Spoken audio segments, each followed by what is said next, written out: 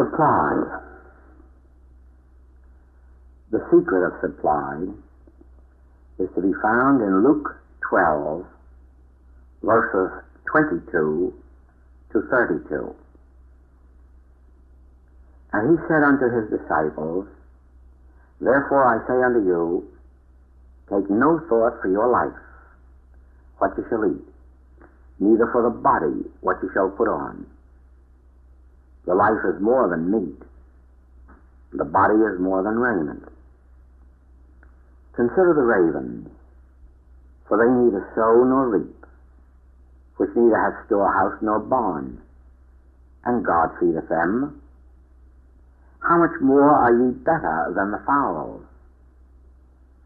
And which of you, with taking thought, can add to his stature 1 cubit? If ye then be not able to do that thing which is least, why take ye thought for the rest? Consider the lilies, how they grow. They toil not, they spin not. And yet I say unto you, that Solomon in all his glory was not arrayed like one of these.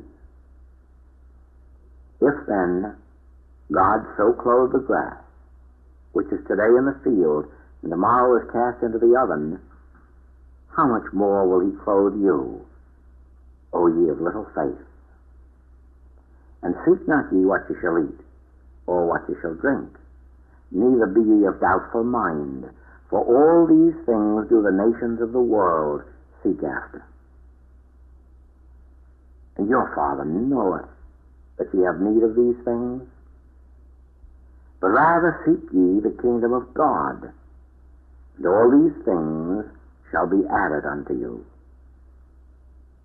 Fear not, little flock, for it is your Father's good pleasure to give you the kingdom. The question now arises, how is it possible to take no thought for money when pressing obligations must be met? How can we trust God when year in and year out these financial problems confront us, and usually through no fault of our own? We have seen in these passages from Luke that the way to solve our difficulties is to take no thought for supply, whether of money, food, clothing, or any other form. And the reason we need have no anxiety about these things is that it is your Father's good pleasure to give you the kingdom, because he knoweth that ye have need of these things. In order that we may enter wholly into the spirit of confidence in this inspired message of Scripture, we must understand that money is not supply, but is the result or effect of supply. There is no such thing as a supply of money, clothes, homes, automobiles, or food. All these constitute the effect of supply. And if this infinite supply were not present within you, there never would be the added things in your experience. The added things, of course, are those practical things like money, food, and clothing that are so necessary at this stage of our existence. Since money is not supply, what is? Let us digress for a moment and look at the orange tree which is laden with fruit. We know that the oranges do not constitute supply, because when these have been eaten or sold or given away, a new crop starts at once to grow. The oranges are gone, but the supply remains. Within that tree, there is a law in operation. Call it a law of God or a law of nature. The name of the law is not too important, but the recognition of the presence of a law operating in, through, or as the tree is important. That law operates to draw in through the roots the minerals, substances, elements of air, water, sunshine, which it, the law, then transforms into sap that is drawn up through the trunk of the tree and distributed through the branches and finally sent into expression as blossoms. In due time, this law transforms the blossoms into a green marble, and this becomes the full-grown orange. The orange is the result or effect of the operation of the law acting in, through, and as the orange tree. As long as this law is present, we will have oranges. The orange of itself cannot produce another orange. Thus we understand that the law is the supply, and oranges are the fruits, the result, or the effect of the law. Within you and within me, there is also a law in operation, a law of life. And our awareness of the presence of this law is our supply. Money and the things necessary for daily living are the effects of the consciousness of the activity of the law within. This understanding enables us to take thought off the things of the outer world and abide in the consciousness of the law. What is the law which is our supply? The universal or divine consciousness. Your individual consciousness is this law. This law actually is your consciousness. Thus your consciousness becomes the law of supply unto you, producing its own image and likeness in the form of those things necessary to your well-being. As there is no limitation to your consciousness, there is no limit to your conscious awareness of the action of the law, and therefore no limit to your supply in all its forms. Divine or universal consciousness, your individual consciousness, is spiritual. The activity of this law within you is likewise spiritual. Therefore your supply in all its forms is spiritual, infinite, and ever-present. What we behold as money, food, clothing, automobiles, and homes represents our concepts of these ideas. Our concepts are as infinite as our mind. Let us agree now to see that as we need take no thought for oranges, as long as we have the source or supply, which is continually producing fruit for us, so we need no longer take thought about dollars. Let us learn to think of dollars as we do of leaves on trees, or oranges, as the natural and inevitable result of the law active within. There is truly no need to be concerned, even when the trees appear to be bare, as long as we are conscious of the truth that the law is even now operating within to bring forth fruit after its own kind. Regardless of the state of our finances at any given moment, let us not be concerned or worried, because we now know that the law acting in, through, and as our consciousness is at work within us when we are asleep as well as when we are awake, to provide all those added things. Let us learn to look at the lilies and rejoice at the proof of the presence of God's love for His creation. Let us watch the sparrows and note how confidently they trust this law. Let us rejoice when we see the flowers in spring and summer, because they assure us of the divine presence, as we learn to enjoy the beauties and bounties of nature, with no desire to hoard any of them, and with no fear that there is less than an infinite supply of them. So learn to enjoy the fruitage of our infinite supply, the results of that infinite storehouse within us, with no fear of any lack to plague us. Enjoy these things of the outer realm, but do not consider them as supply. Our conscious awareness of the presence and activity of the law is our consciousness of supply, and the outer things are the forms our consciousness takes on. The inner supply appears as the necessary outer things. Supply, Part 2. We say in one breath, take no thought for your supply. or for your health. And in the next breath we say, you must pray without ceasing, and you shall know the truth, and the truth shall make you free. Though seeming to be contradictory, both admonitions are correct, but they have to be understood. There is always a belief of human good in operation, a law of averages, and from this we derive our material benefit. In house-to-house selling, there is usually an average of one sale out of 20 calls. In advertising through circulars, there is an average of returns of about 2%. In automobile driving, it is claimed a certain percentage of accidents is the rule. Life insurance companies have a table of life expectancy, and they can tell you any year how many years you will continue here as an average. Now, to live humanly, that is to go along day to day, letting these averages affect you, letting the human beliefs operate upon you, is not scientific living. This is all the belief of human existence.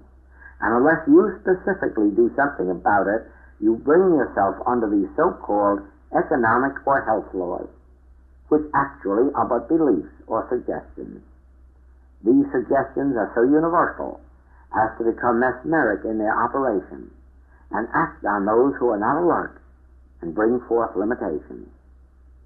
What must we do to keep ourselves free of these suggestions so that we can live above them? First, we must live on a higher plane of consciousness. So far as possible, we must train ourselves mentally to know that anything that exists in the realm of effect is not cause, is not creative, and has no power over us. This brings up the important metaphysical point that I am the law, I am truth, I am life eternal. Since I am infinite consciousness, since I am the law, then nothing in the external can act upon me and be a law unto me. There is nothing from which we can ever suffer but the acceptance of illusion as reality. These things called sin and disease are not what we are suffering from. They are the forms the one error assumes. Regardless of the name you use, they are hypnotism, suggestion, illusion, appearing as person, place, or thing, appearing as sin, disease, lack, and limitation. We must not live as though we were effect with something operating upon us. Let us remember to live as the law, as the principle of our being. You can only take possession of your affairs as you consciously realize that they are the effect of your own consciousness, the image and likeness of your own being, the manifestation or expression of your divine self. Then alone can you be a law unto them. We must begin our days with the inner reminder of our true identity. We must identify ourselves as spirit, as principle, as the law of life unto our affairs. It is a very necessary thing to remember that we have no needs. We are infinite, individual, spiritual consciousness, embodying within ourselves the infinity of good. Therefore, we are that center, that point of God consciousness which can feed 5,000 any day and every day, not by using our bank account, but by using the infinity of good pouring through us, the same as it poured through Jesus. We do not meet people with the idea of what we can get or what they can do for us, but we go out into life as the presence of God. During the day, whether doing housework, driving cars, selling, or buying, we must consciously remember that we are the law unto our universe, and that means that we are a law of love unto all with whom we come in contact. Consciously remember that all who come within range of our thought and activity must be blessed by the contact, because we are a law of love. We are the light of the world. Consciously remember that we do not need anything, because we are a law of supply in action. We can feed 5,000 of those who do not yet know their identity. There is a belief of separation between us and God, our good, and this we correct by realizing I and my Father are one. All that the Father hath is mine. The place whereon I stand is holy ground. In the recognition of the infinity of our being, we realize the truth of the Bible. We realize the truth of these promises. They are no longer quotations, but statements of fact. And that brings us to the point of demarcation between knowing the truth and taking no thought. We are realizing truth now as an established truth within our own consciousness, the truth of our being. We are not taking thought to make any good come to us. We are not giving ourselves a treatment to make something happen to us, but we are realizing the truth, knowing the truth of our own identity, of our oneness with the infinite, with our infinite capacities. The reason for realizing and knowing this truth is that through the ages we have come to be known as man, as something other than God being. Unless we now consciously and daily remind ourselves of the true nature of our being, we will come under the general belief that we are something separate and apart from God. There is a belief that we are separate from some people who are really a part of our completeness. A belief that we are separate or apart from certain spiritual ideas necessary to our fulfillment.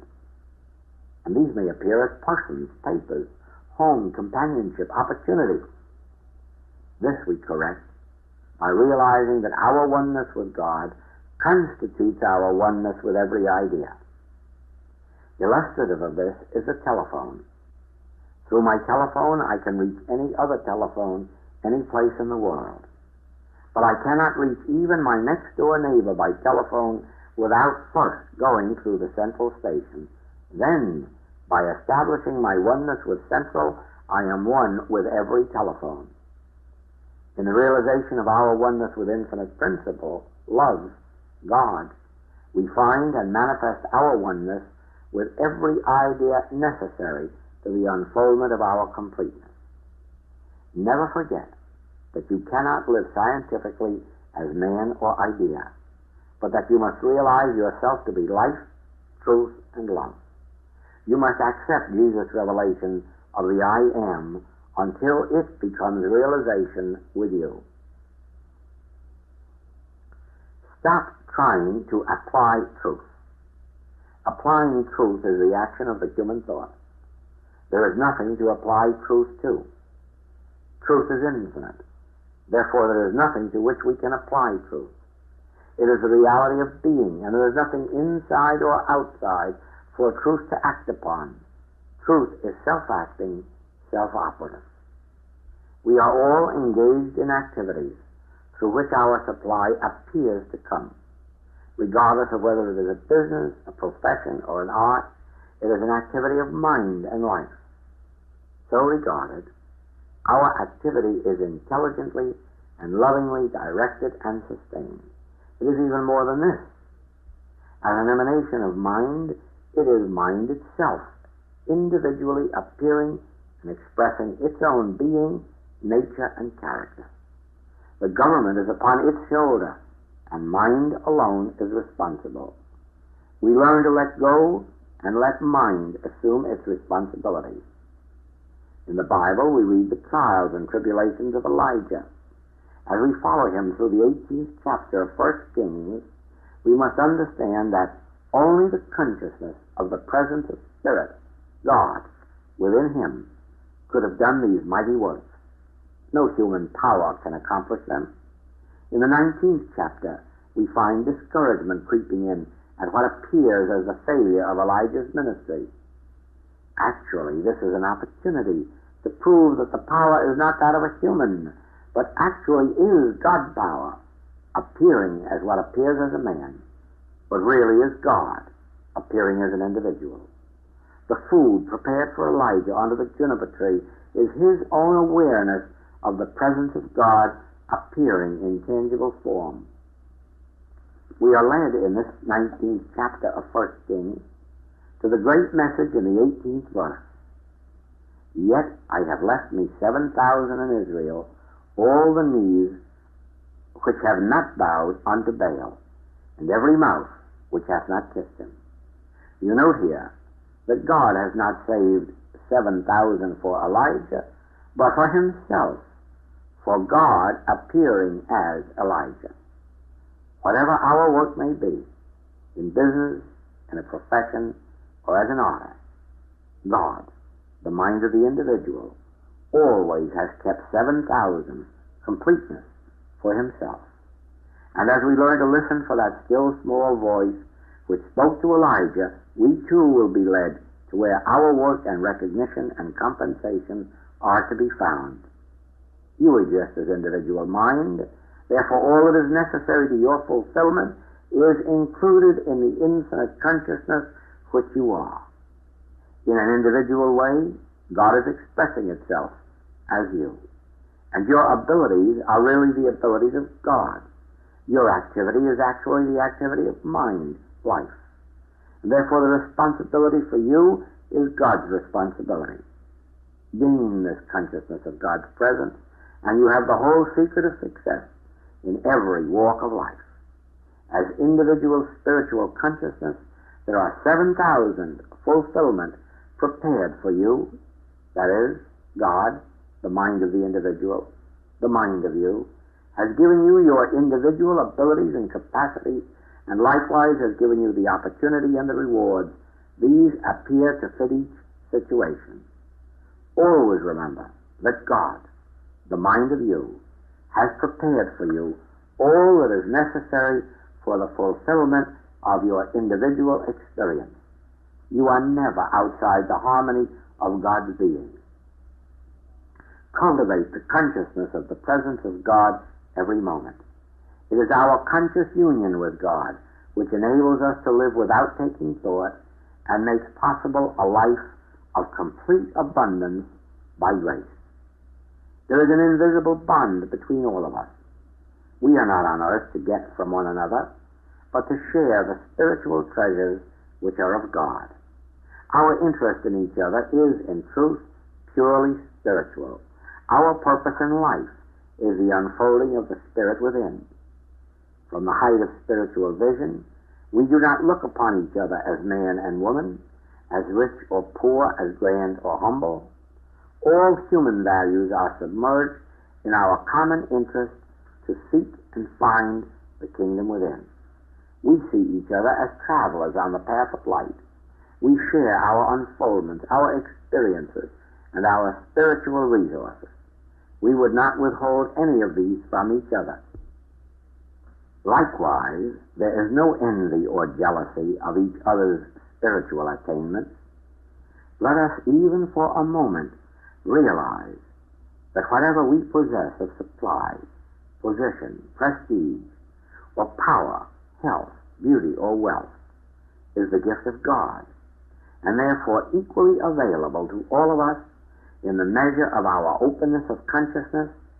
And you understand how we can carry our impersonal love out into the human world.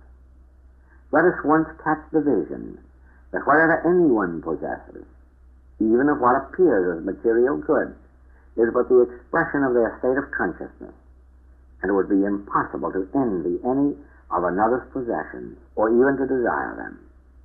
The first step in living by grace, living in universal peace, must begin with the understanding that all anyone has is of the Father. That is, all that we possess and all that we can ever own is the outpouring of our own infinite consciousness. We are all joint heirs with Christ and God. Therefore, we all draw upon the resources of our own infinite mind and soul. And we need not labor, strive, or struggle for that which is already divinely ours. All that anyone possesses at any time, even of what seems to be of human value, is the unfoldment of their own state of consciousness, and therefore belongs only to the possessor. That which we have is the result of fruitage of our own state of consciousness, and what we have not yet achieved is our own lack of conscious union with God, our infinite consciousness. We can have as much of everything as we desire by enlarging the borders of our understanding and realization. Nothing that we can get from another would ever really be ours, even if we received it legally. It would still belong only to the one with the consciousness of it. What is yours is eternally yours, and only because it is your state of consciousness in expression. All that the Father, my very own infinite consciousness, hath is mine. The realization of this truth would enable all men to live together in one world harmoniously, joyously, successfully, without fear of each other, and without greed, envy, or lust. We would be back in the Garden of Eden. We would live without taking thought, which is by grace. This would constitute the recognition of life as the gift of God, as the free flow of our consciousness. It would reveal the invisible spiritual tie which binds us in an eternal brotherhood of love. It would forever solve the problem of supply and thereby establish the reign of peace on earth.